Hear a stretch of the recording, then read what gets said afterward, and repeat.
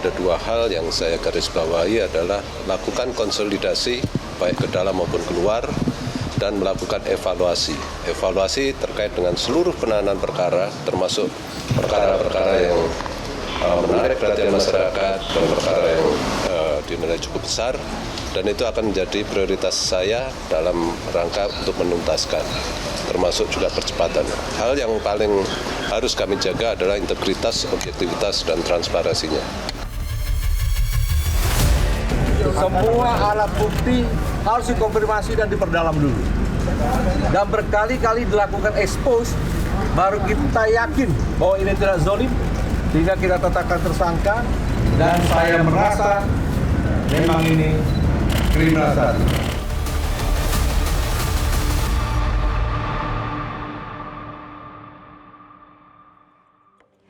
Halo pemirsa, Febri Adriansyah resmi ditahan. Pertarungan hukum kian memanas. Kubu Febri membantah seluruh dugaan dan mempertanyakan dasar hukum penetapan dirinya sebagai tersangka. Sementara itu Kejaksaan Agung menegaskan penanganan kasus Febri Adriansyah telah sesuai dengan koridor hukum.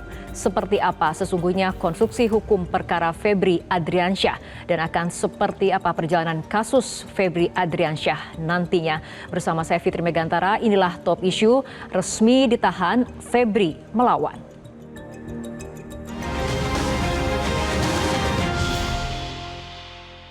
Dan untuk membahas topik pada hari ini telah hadir narasumber di studio mantan penyidik KPK Yudi Purnomo, Koordinator Masyarakat Anti Korupsi Indonesia atau MAKI Boyamin Saiman, pakar hukum pidana Profesor Jamin Ginting. Bapak-bapak, terima kasih telah bergabung bersama kami dalam Top Issue untuk kali ini.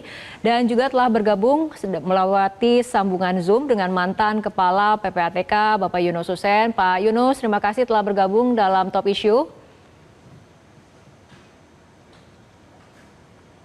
Baik, dan kami juga sudah mencoba menghubungi kuasa hukum dari Febri Adriansyah, Febri Diansyah, namun belum bisa hadir dalam diskusi untuk kali ini. Saya akan awali diskusi dari studio terlebih dahulu bersama Mas Yudi.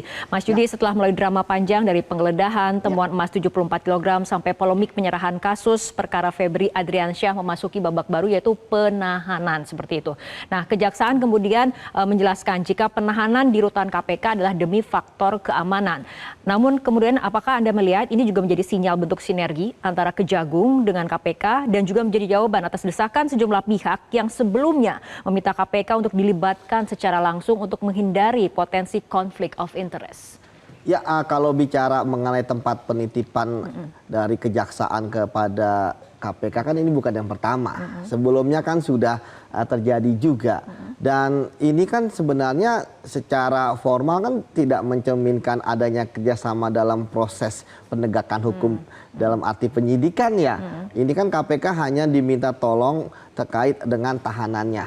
Yang kita tahu bahwa ketika ditaruh di KPK, maka tentu pasti ada pertimbangan-pertimbangan. Ya misalnya takut kalau ditaruh di kejaksaan, ya kan nanti akan ada intervensi. Sebab kan Eva ini kan pernah menjadi orang nomor 1 di Pitsus gitu ya. Tentu loyalis-loyalisnya juga banyak.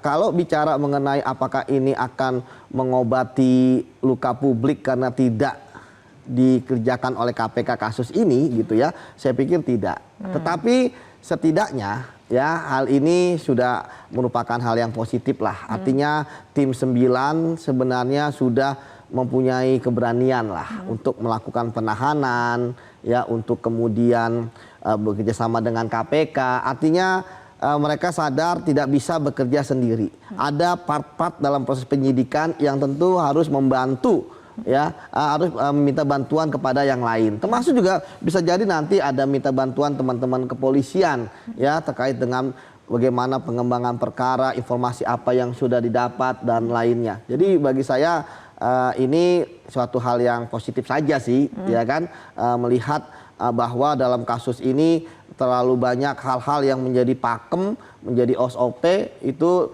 banyak yang tidak dilakukan, termasuk ya tidak diborgol, ya kemudian tidak memakai rompi, ya ini kan tentu hal-hal ini menunjukkan adanya suatu keistimewaan, suatu hal yang tidak terjadi terhadap yang lain yang misalnya menteri aktif lagi kan, atau misalnya ketua-ketua lembaga negara. Begitu Mbak Fitri. Oke, Mas Boyamin ada pandangan lain atau sepakat dengan Mas Yudi? Ya, prinsipnya gini, apapun menurut saya kita harus melihat yang besar dulu. Bahwa mereka tim 9 melakukan surat perintah penyidikan tersendiri baru atas konstruksi TPPU. Itu kalau mereka mau menelan aja punyanya polisi, dan nanti kalau jelek biar aja pengadilan yang memutus bebas, bisa jadi kan gitu kalau memang tidak ingin dianggap sebagai profesional.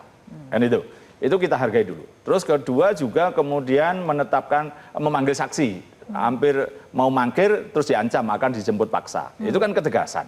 Terus berikutnya habis saksi selesai, sore ditetapkan tersangka, malamnya ditahan. Sebenarnya ada suatu yang besar menurut saya, karena ini konstruksi dibikin sendiri, terus kemudian saksi, sore tersangka, malam ditahan. Dan kemudian penahanannya pun di rutan KPK. Kenapa? Kalau tidak ditahan di rutan KPK, kita bisa nuduh, masyarakat pasti nuduh juga, wah itu dapat perlakuan istimewa. Pasti bisa pakai HP, bisa kasur empuk, AC, ruangan luas, karena ada alasan keamanan mereka dipisahkan, Pak Febri dipisahkan dari tahanan yang lain karena takut dipukuli dan lain sebagainya. Jadi malah akan blunder dan jelek gitu. Memang cacatnya, dan itu menurut saya sebenarnya kalau dibandingkan ya menjadi kecil, misalnya tidak diborgol dan tidak ditahan. Toh tujuannya untuk ditahan di rutan KPK.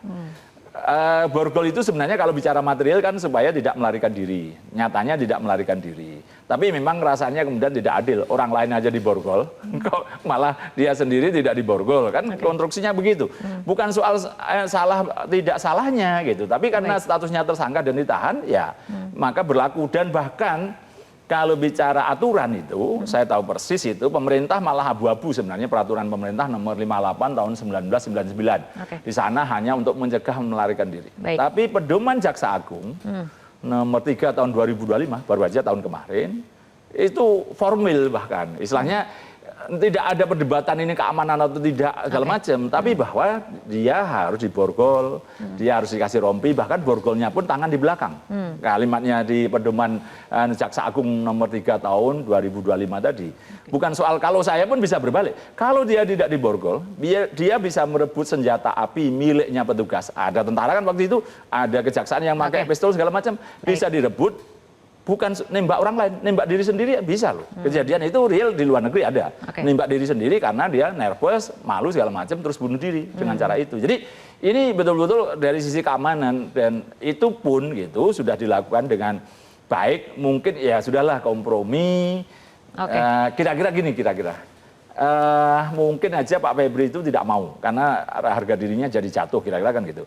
Alot, habis maghrib sampai malam nggak kelar-kelar, ya udahlah yang penting bisa diangkut gitu. Kira-kira analisa lo ya, tapi faktanya seperti apa ya, sebenarnya itu bisa yang menjelaskan lawyernya, karena lawyernya mendampingi terus gitu loh, atau Kejaksaan Agung gitu. Baik. Nah, pada saat penahanan sendiri kita ke Prof. Jamin Ginting, Febri Adriansyah menilai penetapan dirinya sebagai tersangka merupakan bentuk kriminalisasi, dan kuasa hukumnya Febri Diansyah juga meminta Kejaksaan Agung menjelaskan secara rinci dasar penetapan tersangka, termasuk dugaan tindak pidana yang disangkakan, bukan hanya mencantumkan pasal-pasal yang dikenakan. Sebetulnya dari sisi hukum pidana seperti apa, Prof. Jamin? Ya, kalau kita lihat begitu cepat ya kasus ini bergulir, mulai dari penggeledahan dan penyitaan oleh Kortas Tipikor, lalu diserahkan kepada penyidik, lalu nggak berapa lama penyidik bikin expose, setelah expose lalu penetapan tersangka dan ditahan. Waktunya memang begitu singkat.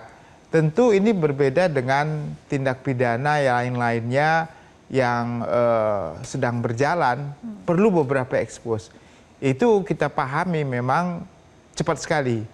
Nah, kenapa kasus ini cepat? Karena tentu di dalamnya karena ada public attention yang menilai ini bahwasanya ada relevansi hubungan antara apa yang disita 74 kg emas, uang segala macam terkait dengan pelaku ini.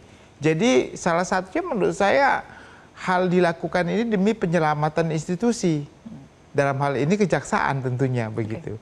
Dengan adanya sikap yang begitu tegas ini, ya tentu ini juga tidak terlepas ya dari Jaksa Agung kita begitu. Jadi Jaksa Agung juga berperan untuk bisa menentukan ya dan tidak melakukan penahanan. Karena kalau saya lihat sekelasnya Jampitsus, tentu nggak mungkin kalau Jaksa Agungnya nggak memberikan keputusan untuk tidak dan ya begitu. Dia harus menerima atau menolak ini.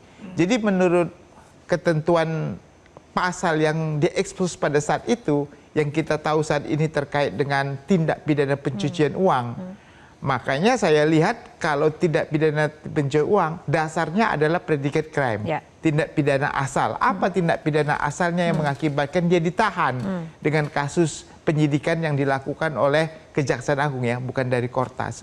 Nah, kalau yang saya lihat ini kemungkinannya ke depan ini, prospek saya, dia tidak akan masuk kepada ranah predikat crime-nya.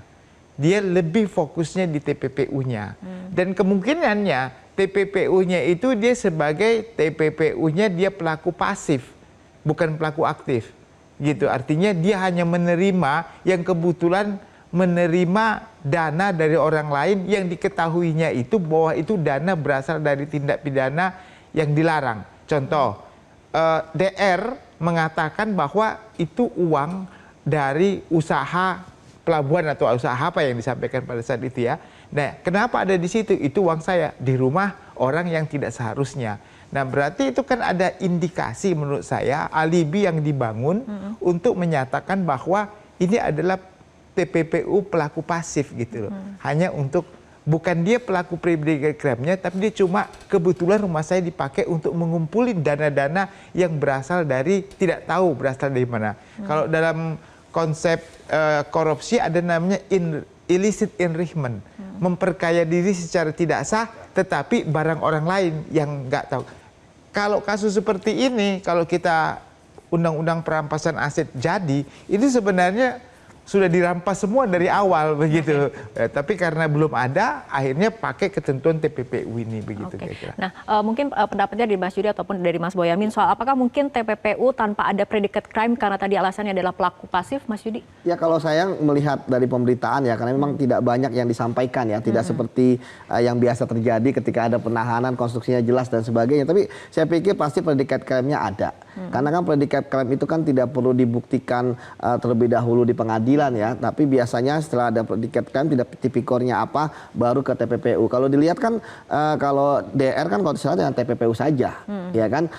Jadi bagi saya sebenarnya predicate crime-nya sudah ada. Inilah yang kemudian ya coba untuk dilawan oleh Febri ya. Dia coba karena ya, Febri yang tersangka, bukan yang pengacara. Ya, tapi pengacaranya pun pasti bela juga gitu. Dulu sohib, dulu masih sohib lah. Jadi kalau kita lihat ya, kenapa sih Febri melakukan perlawanan? Karena buktinya itu sudah sangat jelas. Ada uang ya sebanyak itu, 1,5 triliun lebih dan emas 74 kilo ya, emas cungkim gitu ya. Itu bagi saya inilah yang coba dilawan dengan coba untuk membangun seperti kata Prof Ginting alibi. Ya, membantah pun sebenarnya kalau membantah udah nggak bisa. Jadi harus membangun alibi. Nah, sekarang permasalahannya adalah orang-orang mana yang akan dipakai untuk membangun alibi. Kalau benar nanti muncul ada orang-orang yang mengaku, justru bagi saya ini bagus. Ya kan, orang-orang itu sesuai nggak ada profilnya dengan orang yang mempunyai uang sebanyak 500 miliar ini. Karena di Indonesia kita bisa menakar lah siapa yang punya uang sebanyak itu seperti itu. Jadi bagi saya justru perlawanan-perlawanan yang dilakukan ini bagus gitu kan, semakin membuktikan bahwa kerja-kerja tim 9 itu benar, kerja-kerja Polri pada waktu di Kortas Tipikor nangani kasus ini benar seperti itu. Oke, baik Mas Boyamin, tanggapannya tahan dulu karena kita harus ikuti jeda berikut terlebih dahulu.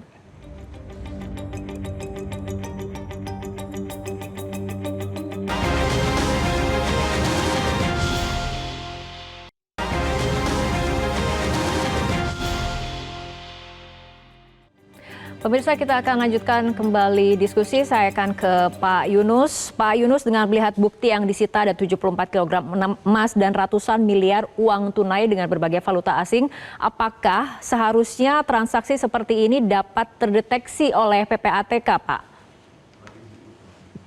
Baik, makasih.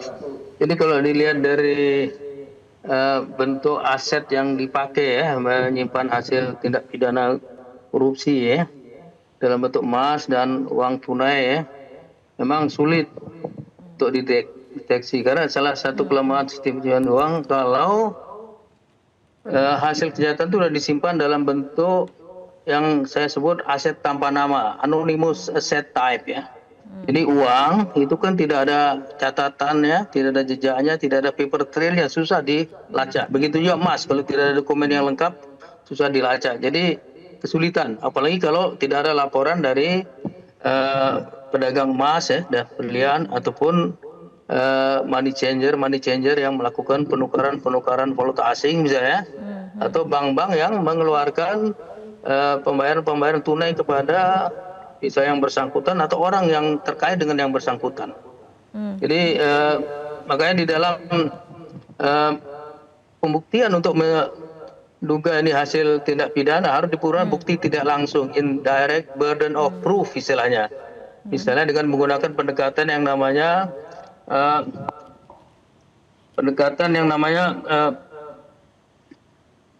source and application, melihat dari mana penghasilannya berapa besar dan bagaimana penggunaan penghasilannya itu ya, itu dilihat. Kemudian kalau ada yang tidak seimbang, jomplang, berarti ada sumber yang tidak sah ya, sumber yang tidak sah.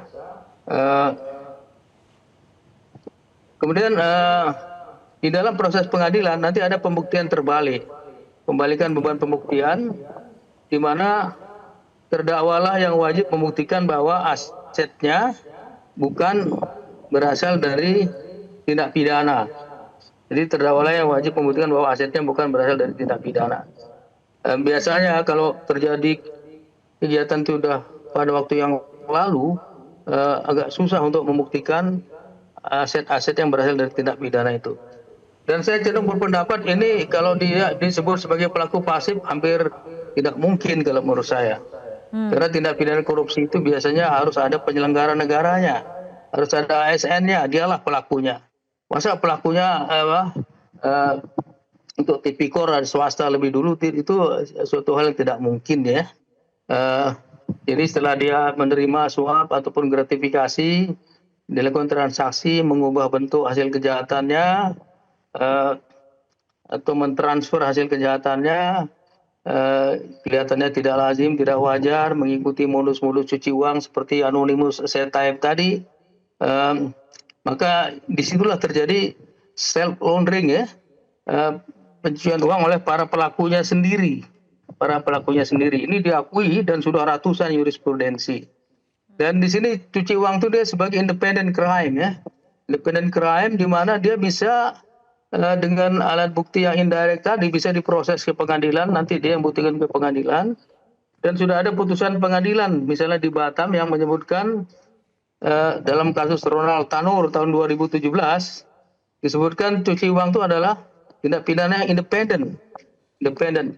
Sepanjang diuraikan perbuatan-perbuatan yang menyimpang, kemudian ada hasilnya disembunyikan, disamarkan, itulah yang namanya tindak pidana pencucian uang. Jadi dia bisa stand alone, money laundering, bisa berjalan dengan sendirinya itu. Tidak harus dibuktikan dahulu tindak pidana asalnya.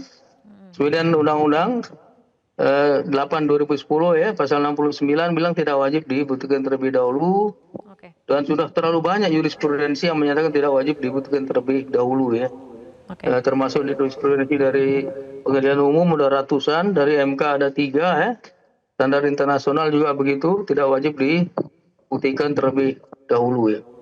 Oke, baik Pak Yunus, saya akan kembali ke studio. Mas Boyamin, ini mungkin Pak Yunus berbeda dengan Bang Jamin mengenai pelaku pasif. Nampaknya untuk Pak Febri ini bukan pelaku pasif menurut Pak Yunus. Mas Boyamin sendiri? Di Kortas Tipikor kan sudah dikonstruksikan pemerasan untuk tidak pidana korupsinya gitu kan. Ya meskipun kita harus praduga tidak bisa dugaan pemerasan dah gitu. Tapi tersangkanya kan juga dugaan pemerasan. Nah, siapa yang diperas? Ya ada inisialnya F atau ada lah, pernah disebut-sebut juga oleh media massa, pernah ada peristiwa sebelumnya soal penganiayaan orang di sebuah hotel. Itu kan kemudian konstruksinya itu. Gitu. Nah, apakah betul-betul bisa dikonstruksikan pemerasan saat itu terhadap seseorang yang diperiksa sebagai saksi? Karena kan saksinya inisialnya TK kan itu ada. Nah, itu konstruksinya oleh kepolisian itu dikonstruksikan begitu. Nah, nanti apakah juga akan dikonstruksikan itu di Kejaksaan Agung? Nyatanya kan juga diterima. Nah, Ini kan melengkapi aja saya kira TPPU yang seperindik baru itu melengkapi aja untuk yang apa atau yang mana gitu. Memang ada peristiwa TPPU berdiri sendiri, saya mengalami itu di tahun 2010-2011 di Tegal itu, Pengadilan Tegal. Ada orang pegawai bank bekerja sama dengan debitur, pura-pura punya lahan, padahal ya punya sebagian kecil aja. Terus kemudian dimacetkan, terus duit tadi untuk beli rumah disamarkan segala macam. Nah, itu TPPU tunggal, bahwa ceritanya memang ya asal usulnya uang dari mana, bahwa tidak pidana pembobolan bank segala macam tidak ada gitu. Memang bisa aja begitu, tapi saya yakin memang betul ini di Kejaksaan Agung ini tidak akan istilahnya berdiri sendiri TPPU, karena ini kan yang dihadapi adalah mantan Jampitsus yang disertasinya doktornya juga pencucian uang. Kalau prosesnya ini, meskipun begitu, saya harus mengatakan kalau sebenarnya tidak ditemukan uang hampir setengah T dan kemudian emas 74 kg itu, mungkin saya posisinya berada di Pak Febri, bahwa ini saya akan ngomong koruptor memukul balik, kan kira-kira gitu. Baik, saya akan kembali ke Prof. Jamin. Dari pihak Kejaksaan Agung sendiri kan hingga saat ini memang masih belum membuka secara rinci ya mengenai materi pembuktian, karena ada alasan kalau misalnya dibuka bisa menyulitkan proses penyidikan ke depan. Nah, respon Anda? Ya, saya kira bukan tidak membuka, tapi tidak menemukan tepatnya menurut saya. Kenapa? Karena sampai sekarang menurut saya belum ada penemuan bukti yang menunjukkan bahwa Febri yang jadi tersangka ini melakukan predikat crime ya. Ya, yang tadi kan saya kenapa kalau pencucian negatif. Kenapa? Transaksinya nggak, pasti kalau kita buka rekeningnya nggak ada namanya. Atau dia pernah meras orang dengan kasus pemerasan, atau dia menerima suap secara direct bribery itu nggak ada. Menurut saya pasti nggak ada. Nah, ini yang sulit untuk bisa dibuktikan. Bagaimana cara pembuktian? Maka perlu adanya peran penyerta. Peran penyerta itulah yang nanti yang akan didudukkan. Peran penyerta yang memeras atas perintah siapa, aktor intelektualnya siapa, nah itulah nanti peran penyerta bersama-sama dengan dia sebagai suatu predikat crime.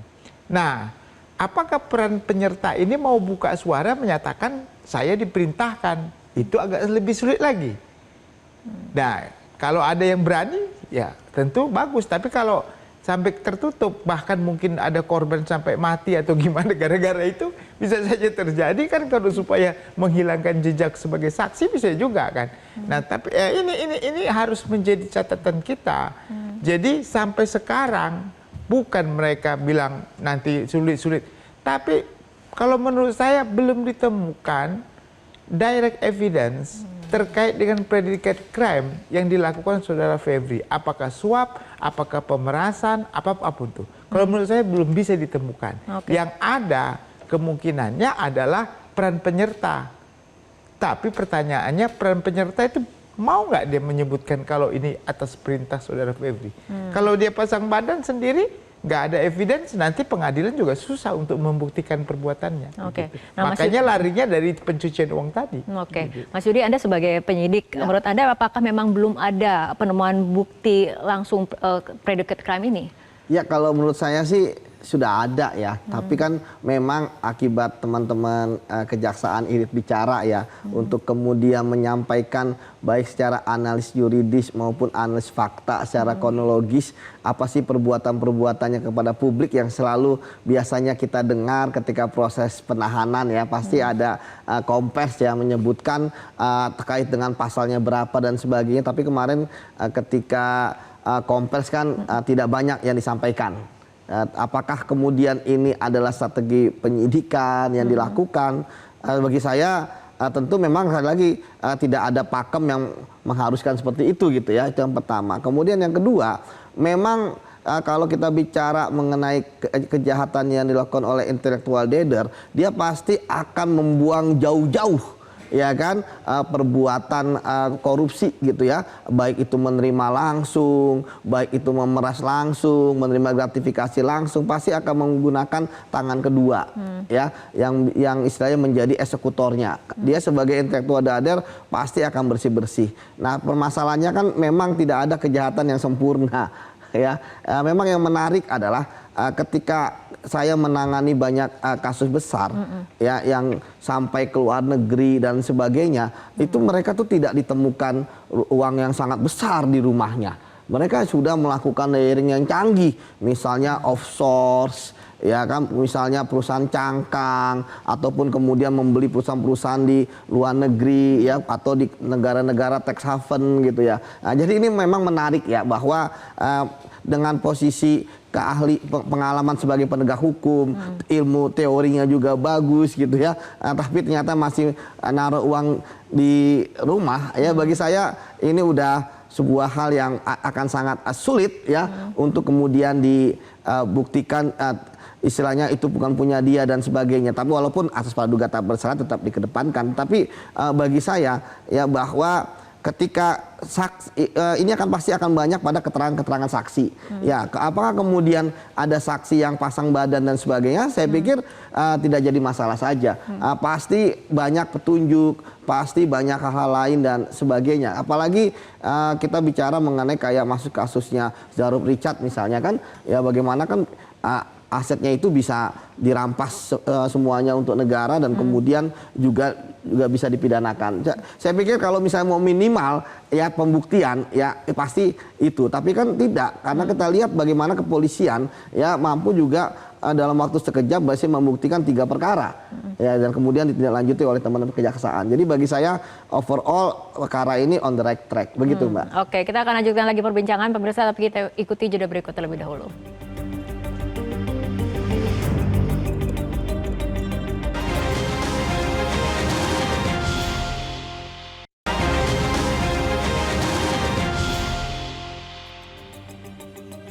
Pemirsa, diskusi kembali kami lanjutkan. Saya akan kembali ke Pak Yunus. Pak Yunus, untuk membongkar perkara ini terutama untuk melakukan penelusuran TPPU, apakah sulit bagi PPATK untuk menelusuri aliran dana, pergerakan aset, gatekeeper hingga sosok pemilik manfaat atau beneficial owner?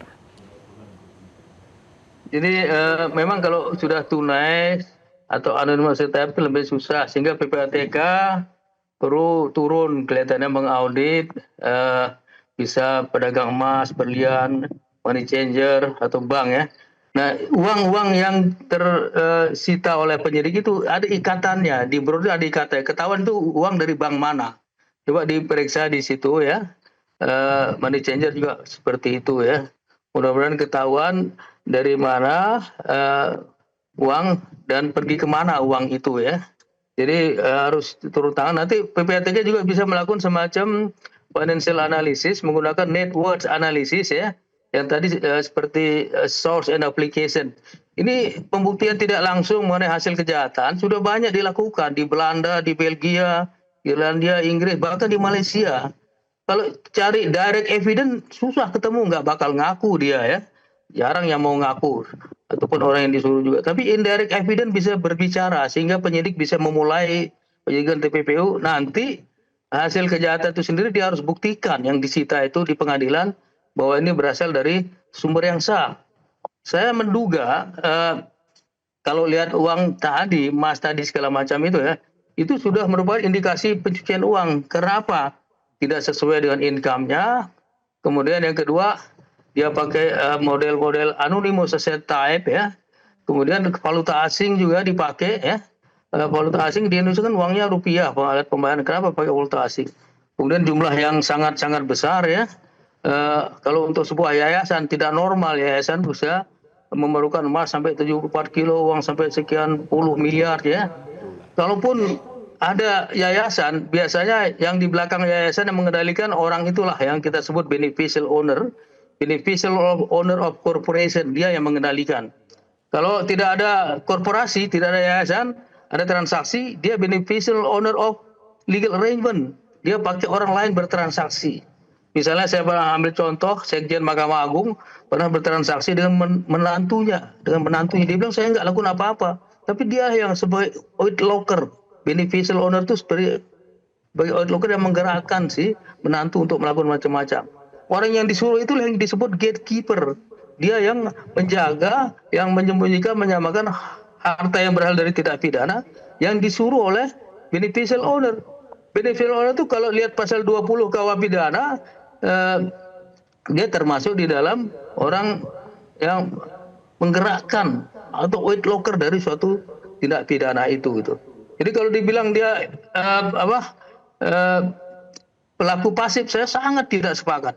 Terus terang saya punya inside information, saya pernah bertemu dengan beberapa orang, maupun dan kawan-kawan. Ternyata memang kalau dilihat modusnya, ini diduga yang bersangkutan di samping meminta langsung dari si tersangka, juga bisa memaksa atau meminta pakai pengacara yang ditunjuk oleh yang bersangkutan. Itu salah satu caranya. Misalnya ada salah satu direktur BUMN ya, mau jadi tersangka, kamu lewat orang lain disuruh bayar. Disepakati kurang lebih 6M gitu ya. Terjadilah transaksi itu. Jadi kalau dibilang dia katalah pelaku pasif, saya kira terlalu naif ya. Terlalu naif. Kawan-kawan mantan jaksa pernah bercerita juga seperti itu ya. Dan ada bukti, saya pernah mendengar langsung dari orang yang temennya itu diperes. Dia cerita seperti itu. Diduga itulah cara dia mengumpulkan hasil tindak pidana. Jadi kalau dibilang pelaku pasif, saya sangat tidak sepakat. Apalagi pelakunya swasta, nggak mungkin. Korupsi itu selalu ASN dulu yang lakukan, selalu penyelenggara negara. Swasta tuh ikut diperalat, mau sebagai gatekeeper, mau sebagai orang yang digerakkan, bisa-bisa saja. Tapi kalau dibilang dia pelaku pasif, saya kira jauh dari fakta yang ada kalau menurut saya. Karena tindak pidana asalnya adalah korupsi, sehingga ASN lah yang lebih banyak melakukan korupsi itu, bukan orang luarnya gitu. Bisa pakai kaki tangan orang lain gitu, bisa juga langsung. Tapi kalau yang udah canggih, udah pangkat-pangkat tinggi seperti ini, dia tidak akan lakukan langsung ya. Intelektual dader itu kan berpikir cukup canggih lah, apalagi disertasinya mengenai masalah ini. Itu saja sekedar tambahan dari saya. Baik, Mas Boyamin, tanggapannya? Ya gini, kalau toh ini sangkaan dari Kortas Tipikor itu kan pemerasan. Apakah seorang yang DR atau NH itu bisa meres? Gitu kan. Kalau toh bisa mencatut nama orang, jaksa atau bahkan pimpinan jaksa segala macam, ya paling-paling dapat 50 juta itu sudah maksimal itu. Tapi ketika dapatnya 55 miliar, orang ini juga pengusaha yang kawakan, pasti dia juga pakai verifikasi kepada yang nyuruh. Entah caranya bagaimana, terus dia yakin bahwa memang ada rangkaiannya ke sana, entah disuruh atau merestui atau mengizinkan. Jadi dugaan pemerasan itu menurut saya karena apa? Kalau ini uang ataupun emas itu kemudian diperoleh seakan-akan yang mengakui, dia membeli pakai duit apa, di mana. Meskipun memang duit-duit dolar ini berkeliaran, tidak pernah tercatat. Emas juga gitu, berkeliaran, pindah dari A, pindah ke B. Dan pengusaha-pengusaha dulu saya pernah di Kalimantan Utara itu mendapatkan data bagaimana uang dolar itu cara memperoleh ke bank, terus kemudian setor rekening di bank itu di bank lain, terus kemudian dari setoran itu ditukar uang. Nah, uang itu berputar-putar di kelompok-kelompok yang gelap ini gitu. Dolar Singapura terutama yang 1000-an, itu begitu. Nah, kalau proses kemudian istilahnya ini menjadi orang yang memeras tadi itu kemudian istilahnya hanya turut serta atau membantu bahkan begitu, dan yang ujungnya kan ada di rumahnya yang dianggap rumahnya yang bersangkutan. Ini yang susah membuat alibi bagaimanapun rasanya orang secara sederhana enggak. Saya sering mengatakan begini, cek aja pemilik Jarum Kudus Budi Hartono itu nyimpen uang maksimal di brankas pribadinya bisa jadi hanya 5 miliar. Mungkin bisa jadi hanya 1 miliar, mungkin bahkan lebih kurang dari itu. Karena apa? Kalau bicara punya uang, ya diinvestasikan karena uang bersih. Kedua, pajak biar ditanggung perusahaan. Nah, itu loh. Kalau diambil dari perusahaannya 5 miliar, itu dia kena macam-macam, PPH, PPN, segala macam. Jadi orang nggak akan mengambil itu. Nah, uang ini saya meyakini uang gelap. Berasal dari mana? Dari peristiwa-peristiwa gelap. Nah, siapa gelap itu? Nah, itu tadi saya katakan logika sederhana, kalau meres orang, misalnya TK itu, pengusaha kawaan, udah lama dulu juga pernah kasus kena terseret-seret hukum gitu. Nah, itu kalau sampai keluar uang di atas 50 miliar ya waktu itu loh ya, pakai dolar, itu udah nggak mungkin, nggak logis ketika ini tidak ada yang level pemiliknya atau pemegang otoritasnya gitu, kira-kira Mbak Fitri. Oke, baik Prof. Jamin, artinya dari perspektif pakar hukum pidana, bagaimana agar label tersangka dan penahanan Febri Adriansyah ini akan berdiri kokoh di hadapan hukum dan publik? Iya, tadi saya katakan begini, pembuktian di tim 9 ini sampai sekarang harus diperkuat.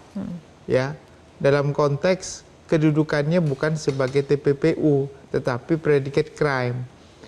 Nah, inilah yang menurut saya belum cukup bukti yang kuat untuk mereka menjadikan ini sebagai predicate crime. Maka yang diambil dulu adalah TPPU. Sayangnya TPPU yang terkait dengan predicate crime itu adalah TPPU pasif. Kalau tadi dia TPPU aktif, dia pelaku TPPU, dia pelaku predicate crime-nya, dia juga yang melakukan penyembunyiannya. Itulah yang di pasal 607 ayat 1 huruf A. Nah, makanya sekarang yang B, karena dia bukan pelaku predicate crime yang belum bisa dibuktikan. Ya walau alam nanti setelah TPPU dia bisa dibuktikan, tapi kan itu sudah redam remuk lah, artinya sudah terlalu lama untuk bisa diungkit lagi begitu. Nah, makanya menurut saya strategi untuk menjadikan dia sebagai TPPU aktif itu menurut saya agak gagal, karena predicate crime-nya nggak muncul sekarang.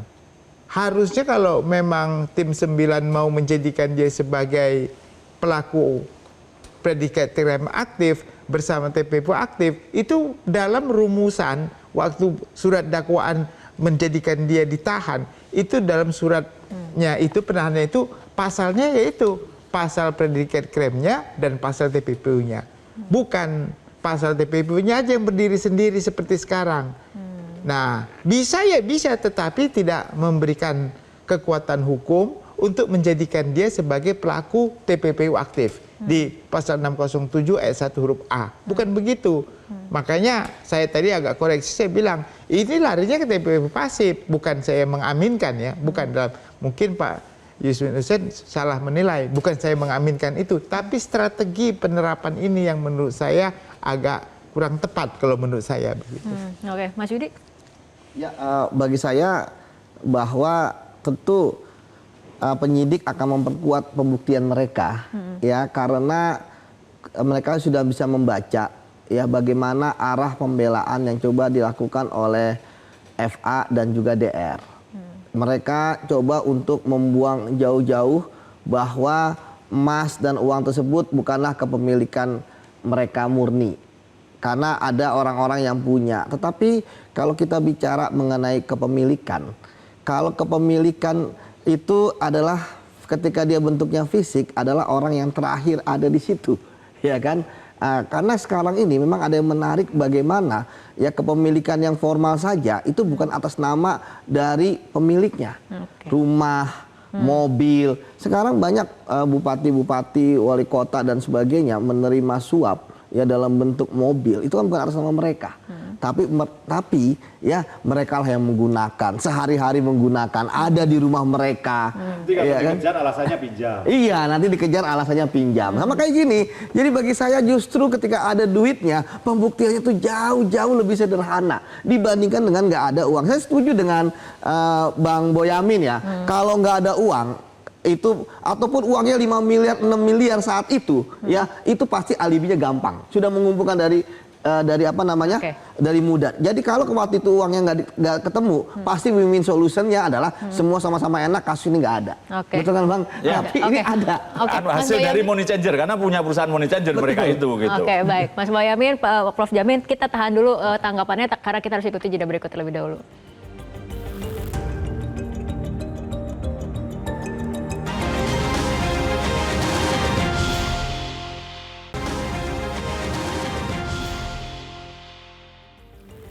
Pemirsa, kita akan lanjutkan kembali perbincangan. Saya akan kembali ke Pak Yunus. Artinya Pak Yunus, strateginya ini ke depannya harus seperti apa untuk mendukung pembuktian yang kuat dalam pengusutan perkara ini?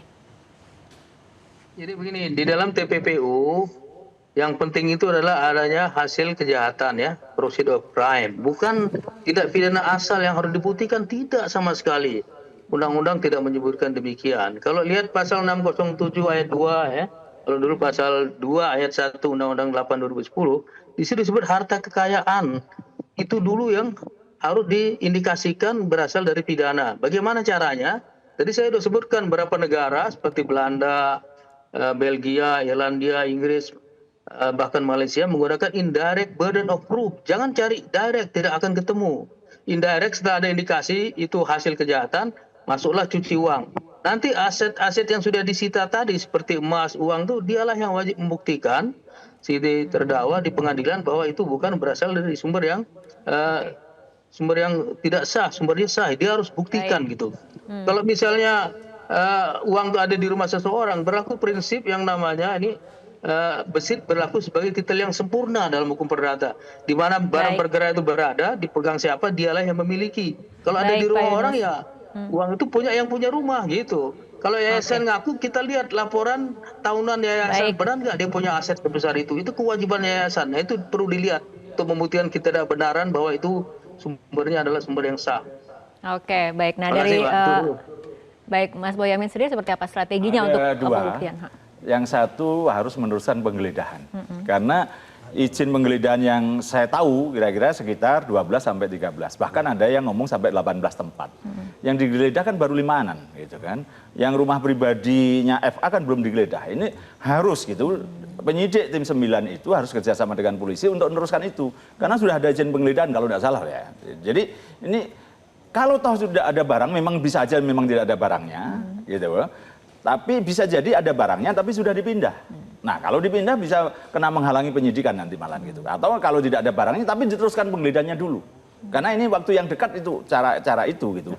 Kalau toh kosong tapi kok ada berangkasnya, karena ada yang mengetahui pernah bikin berangkas 2 misalnya di sebuah rumah mana gitu kan. Nah, itu yang harus didalami betul gitu. Karena itu satu. Yang kedua ya ini yang simbolik sebenarnya, tapi saya mau minta nanti kalau pemeriksaan berikutnya dibawa dari rutan KPK, Kejaksaan Agung itu harus dikenakan rompi dan borgol. Itu simbolik itu.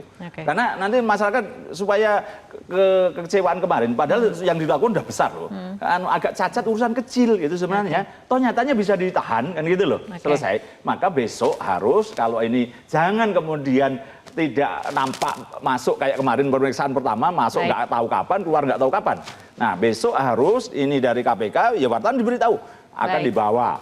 Terus sampai di gedung Kejaksaan Agung juga diberitahu wartawan bisa ngeliput itu. Itu aja, makasih. Baik, Prof. Jamin. Ya, kalau saya lihat kelihatannya tim 9 ini tidak akan melakukan penyitaan lagi. Kemungkinannya.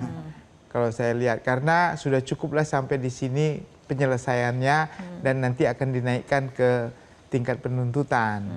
Nah, kenapa? Karena tentu melihat kondisi keadaan negara kita yang kurang stabil belakangan ini begitu. Dan menjaga kondisi ini bagi presiden sangat penting gitu. Jadi mudah-mudahan, tapi itu kan nggak baik buat penegakan hukum menurut saya, nggak baik. Ya. Kalau memang tadi dikatakan ada memang titik-titik yang harus digeledah, ya geledah. Cuma kita tunggulah bagaimana keberanian daripada tim 9 ini untuk melakukan tugasnya. Kita berharap lebih baik begitu. Oke, baik. Terima kasih Prof. Jamin, Mas Boyamin, dan juga Mas Yudi serta Pak Yunus telah berbincang bersama kami dalam program Top Issue untuk kali ini. Pemirsa, perlawanan telah dimulai, namun pada akhirnya bukan opini yang menentukan, melainkan pembuktian. Karena di hadapan hukum, setiap dalil harus diuji, setiap tuduhan harus dibuktikan. Publik berharap proses hukum berjalan adil, terbuka, dan mampu melahirkan putusan yang memberikan kepastian. Saya Fitri Megantara, terima kasih, sampai jumpa.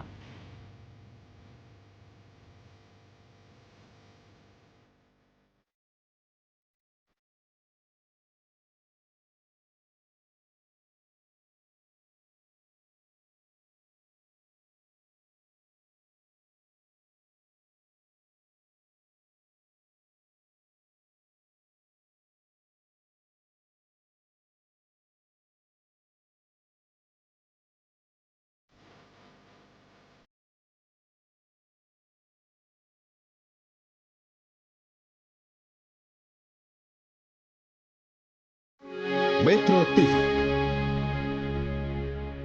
Jelajahi cara baru mendapatkan informasi. Download Metro TV Extend sekarang.